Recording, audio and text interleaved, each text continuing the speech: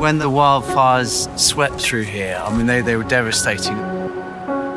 The majority of these are pine trees. They're a monoplantation of pines.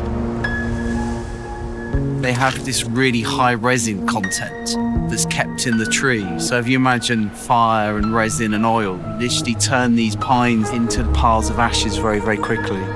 Nature has the solutions. Nature would look to repair that damage that's done. In some aspects, fire is part of nature. After a forest fire, you get the initial pioneering plants, the native species coming up through. If you think of an oak tree's root system, it's massive because they keep their energy below ground.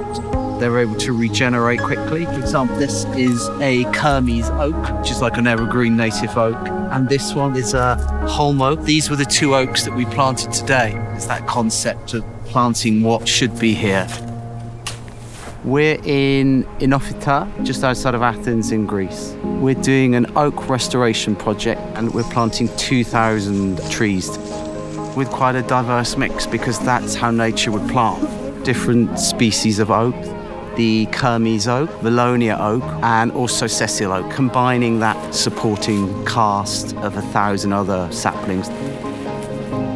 If we left this ground through ecological succession, what would be here in a couple of 100 years' time? You never see monoplantations in nature. Nature plants diversely to create resilience, kind of tools really to get out of sticky situations like forest fires. Oak trees, it's kind of the roots to ancient Greece, the history, sacredness, the mysticism. Ancient word for oak is drais, which means tree. Zeus was said to send his oracles, knowledge through the rustling of oak trees. So they were seen as really sacred. The oak trees encourage more biodiversity than any other tree. 500 insects that are dependent on the oak and about 2,500 organisms call the oak trees home. Bring in school children, bring in the community as well. And it's a connection that we really need to try and establish. They need to be part of nature, they need to be part of the solution. It's a really powerful one.